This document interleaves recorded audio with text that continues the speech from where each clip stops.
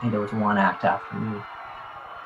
And I was just on this rush. And someone comes up to me, it's kind of a blur at this point. Someone comes up to me and goes, like, they're chanting Michael. And I was like, what? And it's just like quiet. And I'm like listening to it. And that was insane. I was like, what? We've been called a lot of things.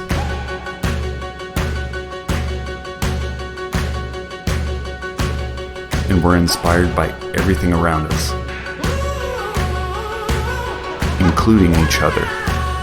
The individuals that have inspired me the most create beauty and positive change. To me, that's the highest form of art, and it deserves the loudest praise. This is Shout Out, the art of self-expression.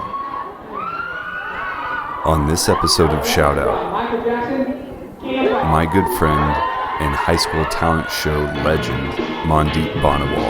And all these guys who I hung out with a lot in high school, I didn't realize at the time, I never told them. My closest friends didn't know I was gonna do it. And at the time, I never gave it any thought.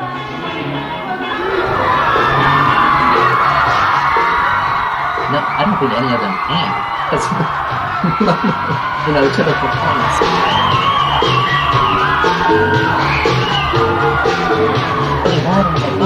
You're just moonwalking out. What the hell is Mandeep doing? Crowd going wild. What's happening in there?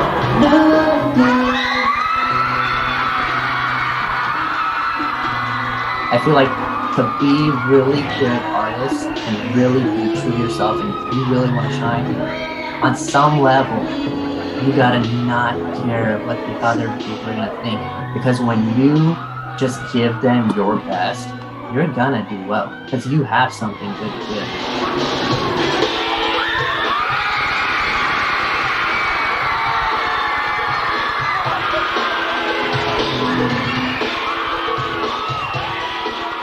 This is going to be a very special episode because this is kind of highlighting a moment, something that was like experiencing it from my perspective. We're in high school and you did this thing, and kind of speaking on behalf of like everybody that was there, it was incredible.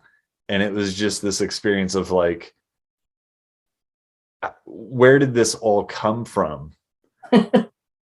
And I've known you since the 6th grade. Yeah. And it just seemed like such a massive, courageous thing to do. And you executed like pitch perfect precisely. And it was like the entire place erupted. And I was just like, I can't believe what I'm experiencing. This is amazing. But I want to get your take on what you did and kind of get your thoughts and emotions that were going through your mind as you were doing this. Yeah.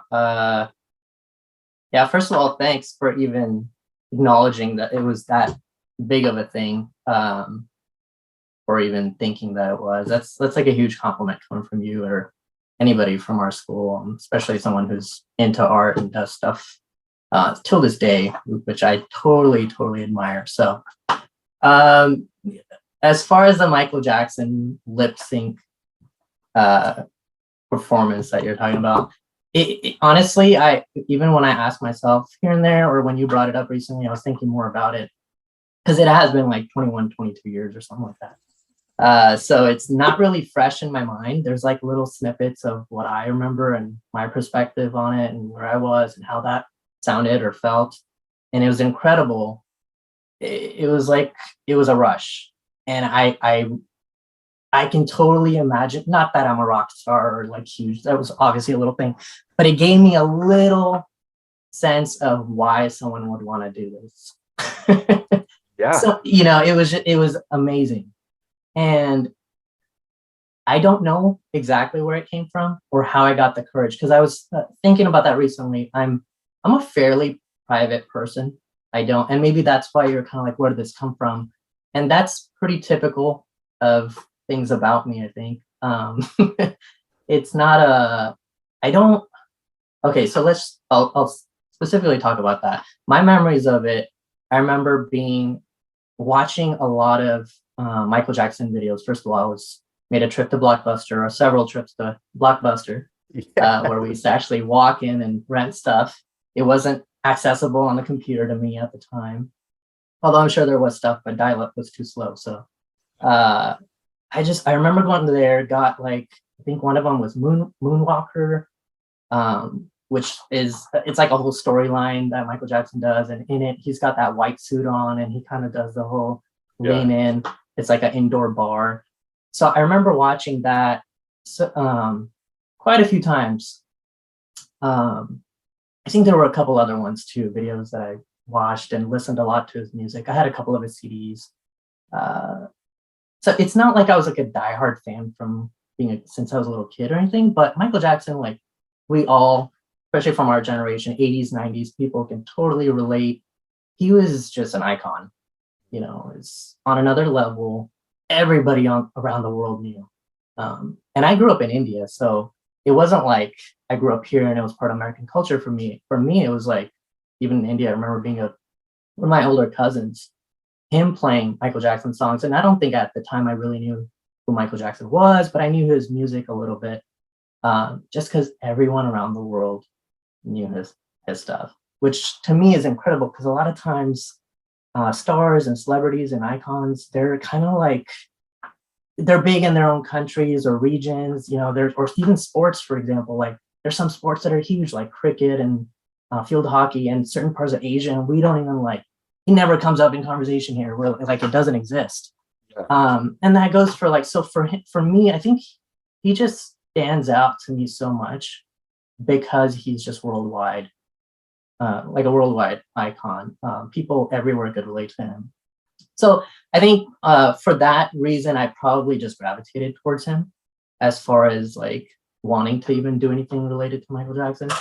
Where I got the courage, I have no freaking idea, because it's not like I'd done a bunch of like stage performances or any kind of theater or anything like that. Although, at home, just growing up, I remember trying to do the moonwalk. And just to clarify, I didn't actually do the moonwalk exact how he does it when I even did my performance, because I never practiced or tried to perfect it to that level. And my practicing was I didn't practice hard. It was a lot. I remember, again, I was thinking back, I was like, how did I do that? Like, I think one of the things that helped me do it is because I did it alone. I didn't have to be in sync with anybody. At any point, I was able to improvise and throw in a move that maybe wasn't even a Michael Jackson move, but it felt right at the moment. I have always loved dancing since I was a kid in general. And that's, I think, probably I get that from my mom. Anyways, so for me, it was just like messing around at home, dancing, trying to break dance and pop lock. I would see people at school during I don't know if you remember, there were like two twins, or I think they're twins. Maybe I'm just, there were these two Asian guys. Maybe I'm just racist and I think they both look the same. They all look alike. Those white guys. Yeah. Just like everybody thinks I'm like Aziz Ansari. At my previous job, I got like multiple times, they were like, you remind me of Aziz Ansari. I was like, that's a huge compliment, but I don't know what part of him reminds me. Do I have his hands?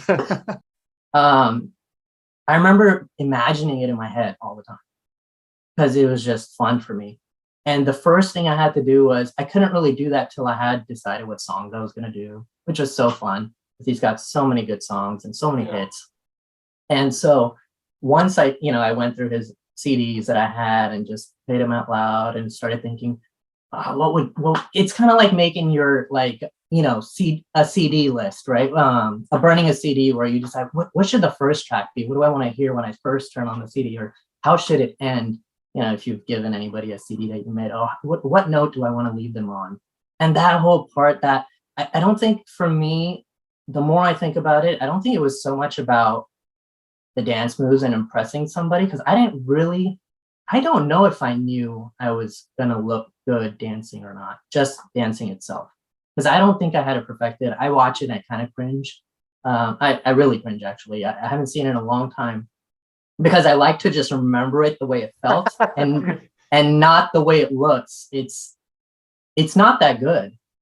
And I'm not trying to be modest. It's not that good. And I would hate to even try to do it again unless I really practice. Because it's like the beauty of it was, and I think with a lot of art, but that's why I don't think this is true artistry.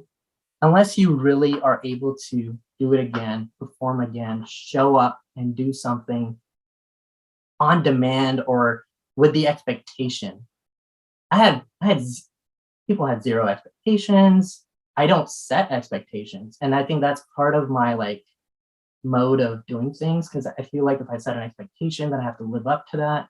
Yeah. So for me, at some point, I don't think it was about perfecting the dance. It was about, okay, how do I just engage people, the audience?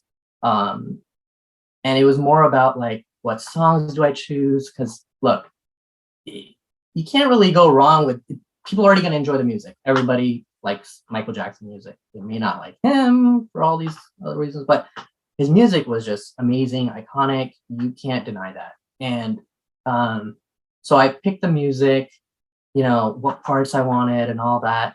And there was like, well, there has to be more to it. I was like, well, it'd be cool to, because he was an artist since he was a little child. So I thought, how cool would it be if I came out as little Michael? And so then I watched like, Jackson 5 videos and how they move. And again, I didn't stand in front of the TV and try to mimic a whole lot, but I just watched it over and over. And I was trying to more like, I think when I watch it, I'm kind of just watching for what's the body language? Like, what's the energy? Like, Yeah. is he like, does he hang his head low? Does he keep his shoulders high? Does he slouch? Does he not slouch? And I don't think I actively think about those things, but I think when I'm watching, that's kind of what I'm getting this feel of like, what's his vibe? And obviously, to some extent, you have to be able to dance. And I consider myself a decent dancer. I just never, when I see great dancers, I'm like, wow, like they perfected that, or they practice, or they're in sync with their partners. And that to me is like amazing because I'm a pretty slow learner. If someone comes up in front of me and tries to show me a dance move and I got to copy it, it's hard for me. I can't, it's like 1, 2, 3, 4 moves. I got to go like really slow to get to what they're trying to teach me. But if you just want me to freestyle and just dance to a song, yeah, that's easy. Because I don't have to, there's no expectation. Yeah. Again, you just kind of do whatever feels good. And a lot of times that looks stupid, but Okay. So I have to stop you there. Have you seen David Elsewhere? His work? No. So what you're talking about reminds me so much of him. He, like, back when the internet was like just starting to go and like things were becoming viral, he had a video that like all the guys from high school, like we were all hanging out like right after high school, and I don't know who found it, but this guy does something that's like amazing, and this video just blew up. And his process seems so in sync with what you're talking about, where he actually had been like kind of dogged by the dancing community. They're like, what you're doing isn't real dancing. And he's like, well, I don't care. I'm enjoying movement and I'm expressing it in this way. And he's gathering all of his inspiration and stuff the exact same way you're talking about. So that's really cool. Yeah. Okay, well, I'm glad someone's in sync with what I'm saying. Because when I'm talking, I don't even know if it's making sense, but it's just, and that's the other thing, Phil, like me talking out loud and explaining it, it's like, first of all, I don't talk about this stuff, even to my wife. Like, she knows I did a Michael Jackson thing. And I think I showed it to her, when we first started dating a long time ago. And I knew she wasn't going to be impressed. She has cousins who are into music and stuff like that. And she's seen talent. We've all seen talent, especially since internet age. It's like almost embarrassing. Like there's so much talent out there. And that makes it so intimidating because it's in your face. So even to her, it was like, it was good, but I could tell like she wasn't impressed. It was fine. But I told her, I was like, it was one of those things that it was just in that moment was amazing. And Yeah. I can see why, you or anybody else is so like um complimentary about it. It's like, but it surprises me still, but it's amazing. And I take it in. I'm not used to, it's so hard for me to take a compliment, like, especially on that level, or someone from like you. I know I keep saying that, but for someone who practices art and pays attention to the details, to reach out and say that to me is huge. Like it's really cool. And it just makes me think like, man, what, and it's not that, even if I went out, pursued some art or some form, I never thought that dancing would be it. Yeah. And I don't think it still would be. I think, and I see this in a lot of artists, like I feel like they have one talent that they shine at, and that like brings, them under that light, people notice. But then it almost like so many artists that allows them to kind of like do other things from there. Right. Not Yeah. everybody. But there are some artists out there who have noticed like they do that one thing, gets enough attention, and they're just able to like show their whole, like everything, that who they are in other Yeah. ways. And I love that about art, or media, I guess, in general. um all right, no, it's so sorry. I'm not gonna have a lot of organized thoughts because I kind of tend to jump around a lot in my head. I bounce around, like one thing will remind me of something and I'll be over there. So I have to you stop you, got right? keep me in track here, Phil. No. That's not why I'm stopping you. I'm stopping you because everything that you're talking about, the way you think, how you approach that, like this creative idea that you had, and you had that impulse and you followed it.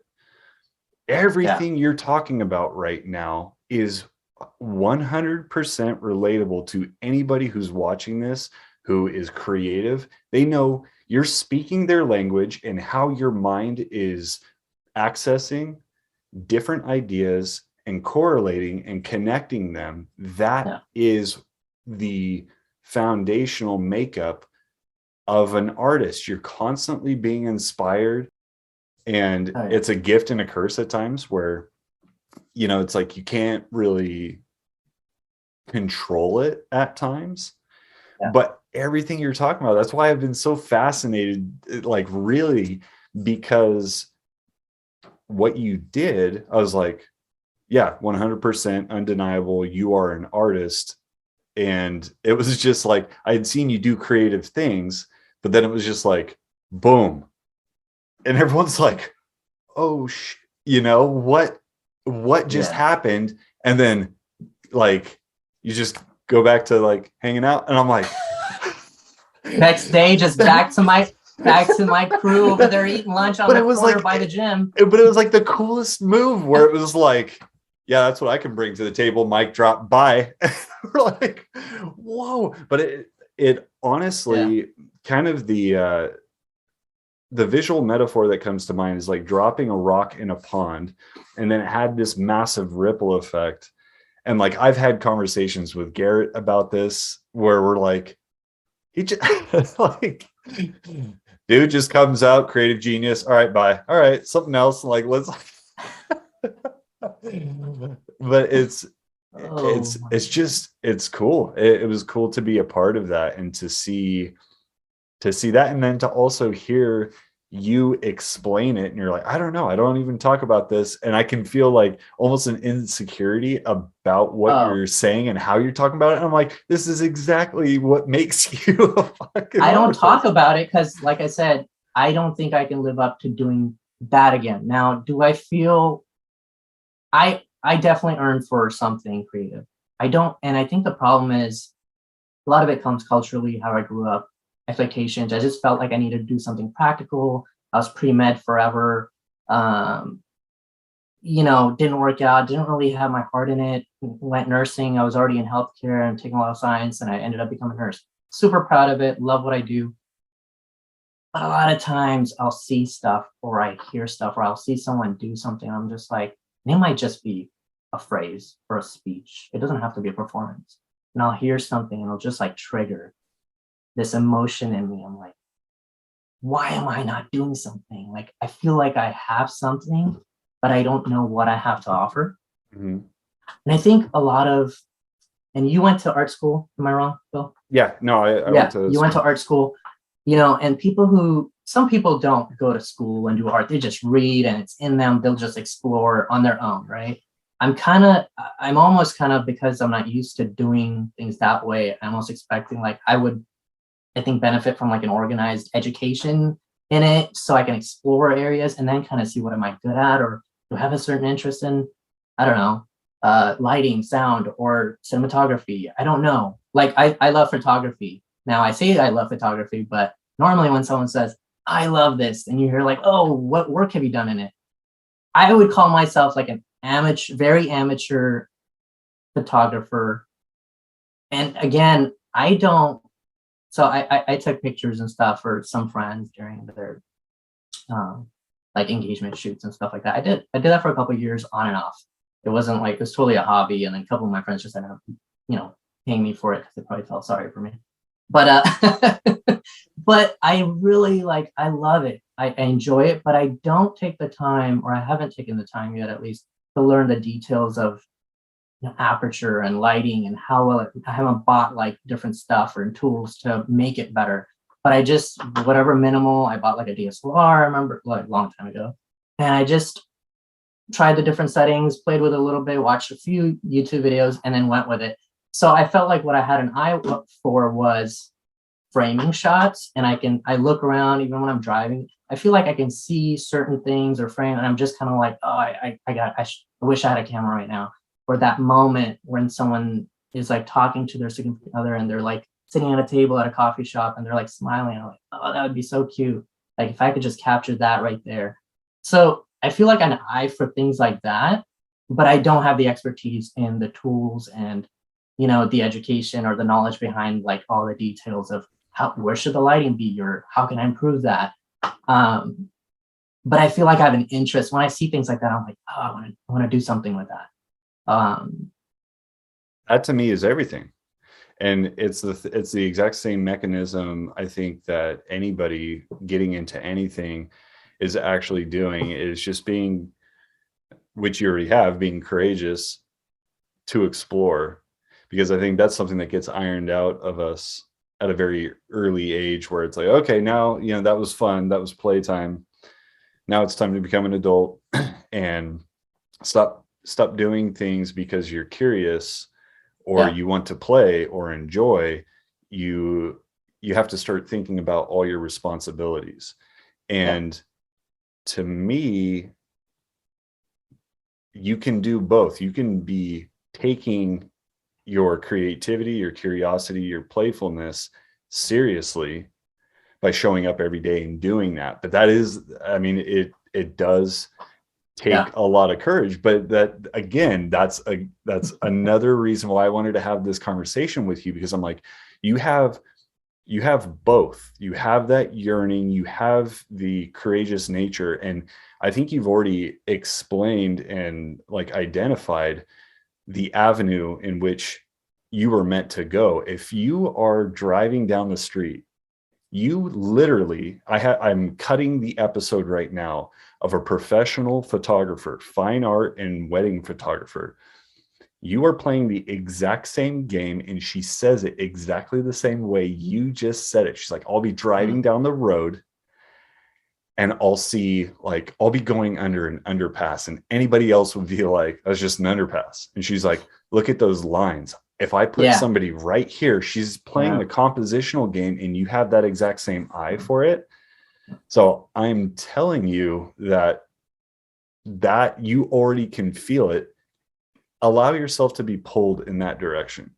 Yeah. Because I think you will have a lot of fulfillment and sense of accomplishment. And who's to say, like, you don't need to be a quote unquote professional or do it all the time, but that feeds your life in so many ways. And kind of to your point of like an artist opening up one avenue, but then that opens up others.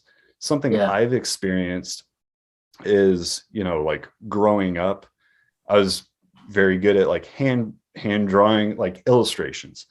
Yeah. And so I've clocked more hours doing that than anything else. But as I got into that, I realized I'm like, this isn't like, if I were to just find the end road and focus myself purely on this, that to me would be unfulfilling. That Yeah. would just turn into work. But the trick is to really branch out, and then other things start feeding back into that main discipline. So the same thing can be said for, if you went back into photography, that could feed what you're doing at work. You might have a Yeah. little extra, like hop in your step as you're doing your nursing thing, and it may feed it in a completely different way that you wouldn't recognize in the first place. But Yeah. please promise me, we're recording this. Promise me that you start dabbling again, because I think I really do think, and I'm hearing it from you, that that's something that might be missing. And Yeah. I think you would benefit from it, and people around you will benefit from that too, because that version of you who's being fed that way, like your soul. I don't know if my wife will benefit. She might suffer for a while. Oh my God, if I have to hear hear about lines and moments and I thought this was just a dream. It's coming who true. is this guy Philip Ellering? I need to have some words with him. Keep hearing his name. Where is he? What was the one of the craziest thing? Not craziest thing. It was just, even my parents during when I did the performance, I never told them what I was really doing. They didn't. So normally my dad would have showed up with like a camcorder, or something. They didn't record it. They didn't really know what I was doing. I don't think they even knew I was like they knew I was doing a dance, but they didn't know I was even gonna do like Michael Jackson or anything. They never heard. I was literally, I remember like maybe 2 days, twice. I remember going in the garage for a couple hours at a time. And again, in the garage where nobody could see me. I didn't want, like, it wasn't like I need to surprise them. That's not what it was. I think because I'm so self-conscious in the process, I don't like to see even the slightest reaction out of somebody. Yeah. Oh yeah. That can change how I feel about what I'm about to do. Yeah. Yep. And the second I see, that's the other thing. One of the qualities I think, which I love about myself, which has actually helped me in many ways throughout many jobs and my current job and just life in general, is I'm very observant.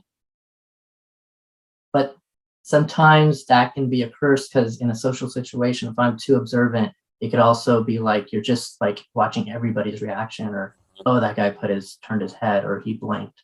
And it's kind of like, and I'm just watching for those cues all the time, unknowingly. And that, maybe it has something to do with how I grew up.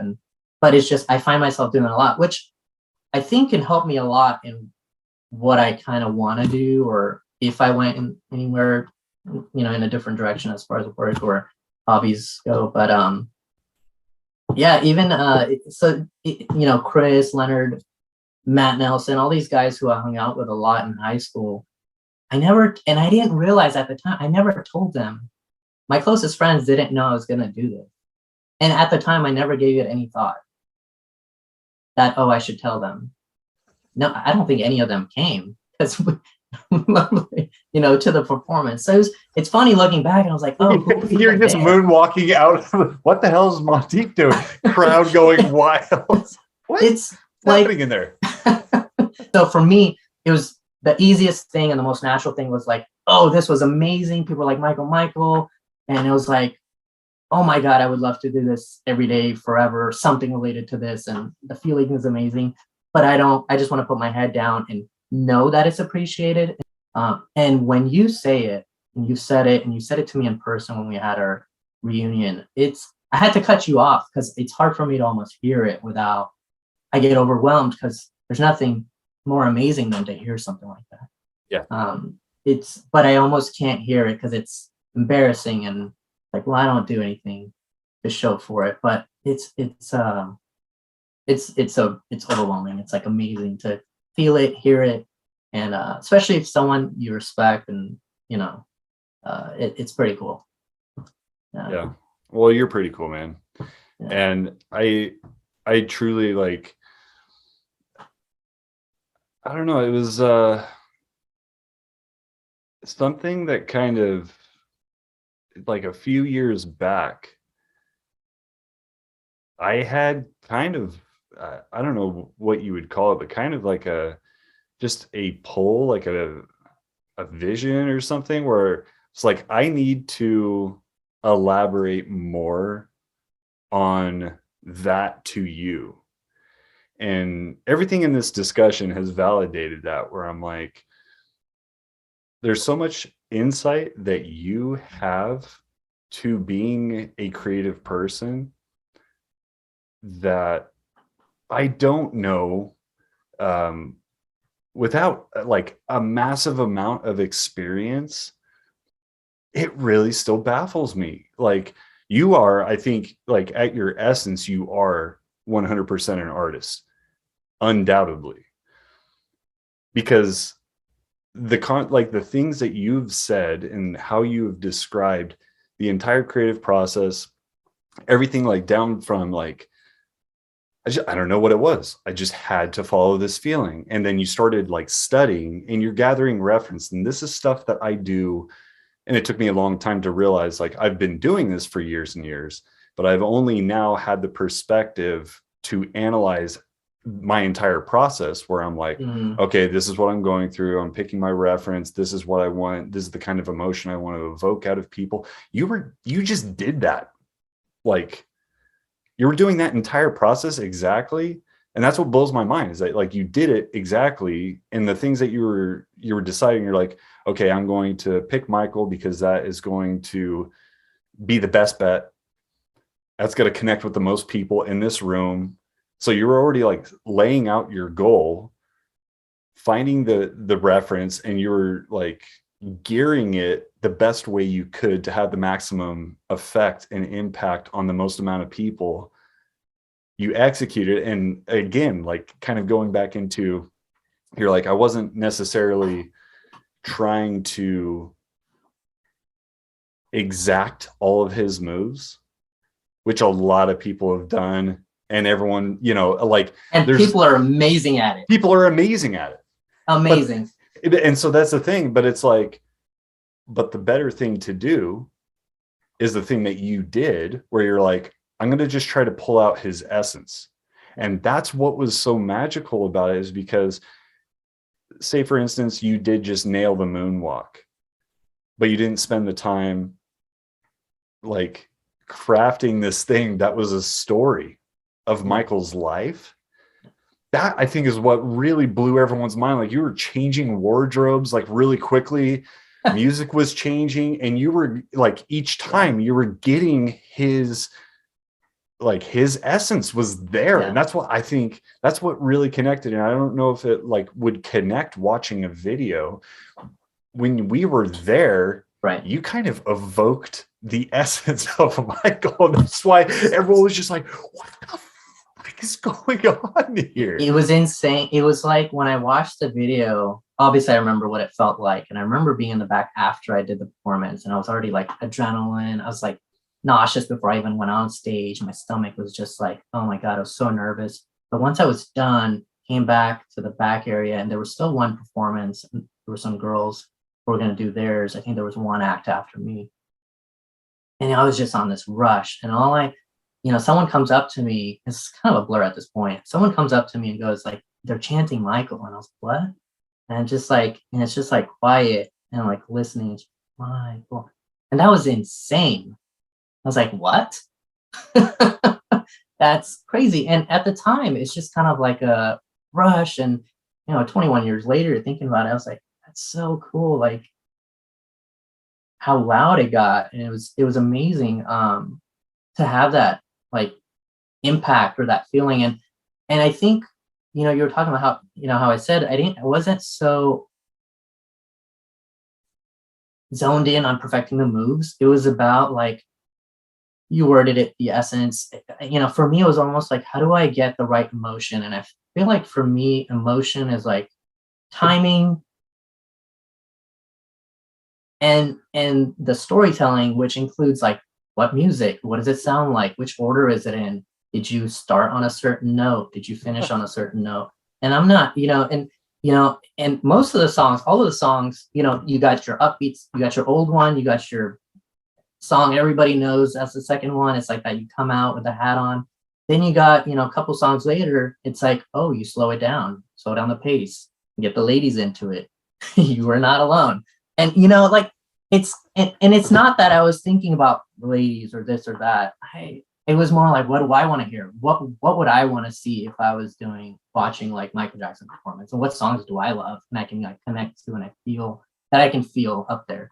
And so much what I'm getting at is, I think for me, a lot of it was just emotion and feeling, because I didn't think I could get the moves perfect, but I was like, if I can get the rest of it in that moment, the way it should be, or the way it's in my head, can I get an emotion out of somebody? Is it the right timing? Is it the right audience? Like, what do they want to hear? I couldn't go out there and do, there's so many artists you could do, but like, had I gone out and done Elvis, for example, okay, I need to see this now. well, first of all, I would do a horrible job, but it just wouldn't get the same reaction, because the generation that you're looking at in front of you is just like, they're not going to connect. They'll be like, oh yeah, I heard this growing up, or my parents were, but like, they're not going to be excited. They'll be like, oh, that's cool. Because everybody at some point has tried to do the moonwalk. Everybody has, like, it's just, that's what you do. That's what we did. Yeah. So what advice would you give to someone for doing something creative and bold like you did? I guess I would tell myself, don't think hard about it, what people think, and just do it because it makes you feel good. And because that's the advice I try to tell myself going forward. And now, I mean, that's the simplest, most true advice. If I was really going to give hey, you gotta not, because I care too much about what people think. That's the drawback. I care too much about what my family thinks and what they might feel or think. I feel like to be really good artists and really be true to yourself, and if you really want to shine, on some level, you gotta not care what the other people are gonna think. Because when you just give them your best, you're gonna do well, because you have something good to give. Great advice. Anybody you want to give a shout out to?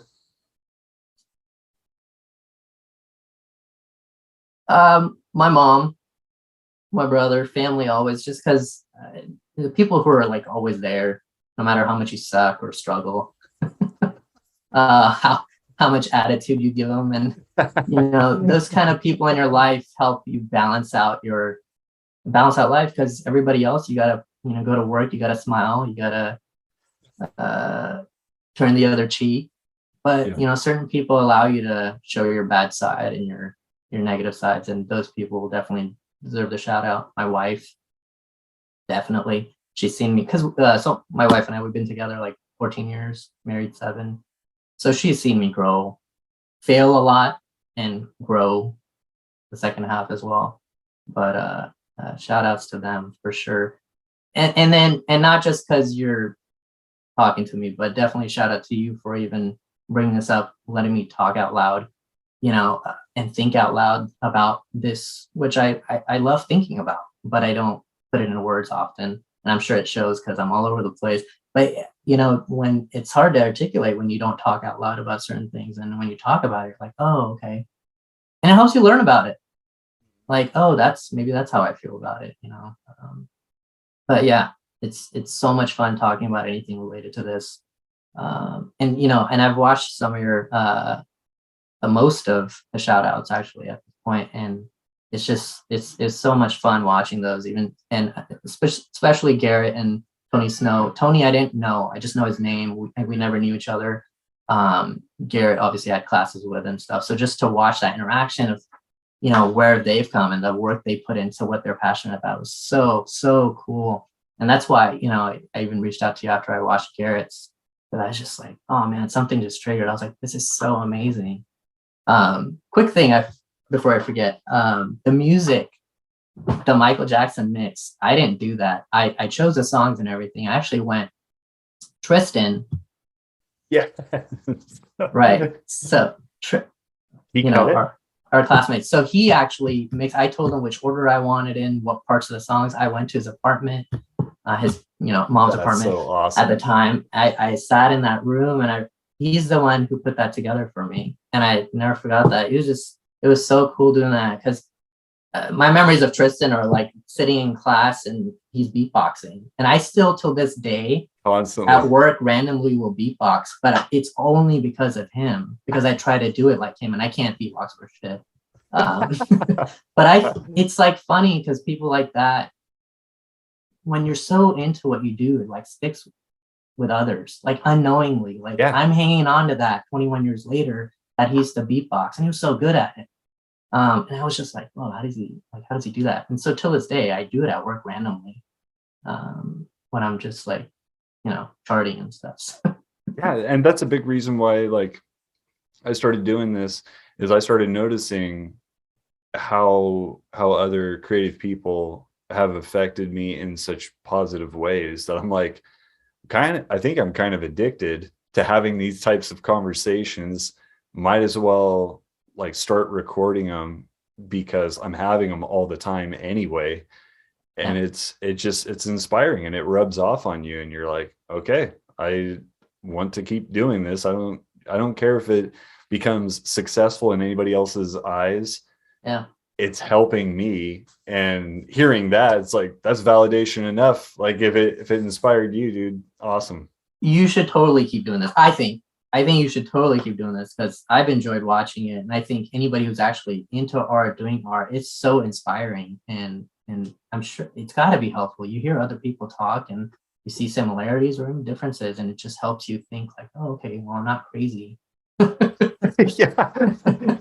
Yes. I think that's a big piece of it. Oh, there's more people like me. Cool. Yeah. All right, man. Well, thanks again for sharing your time, spending the time kind of reliving this and just talking about the creative process in general. Dude, you have incredible insight. Thank you so much, Phil. Good talking to you, man. Shout Out is an Ellering Stories production. For more episodes, visit elleringstories.com.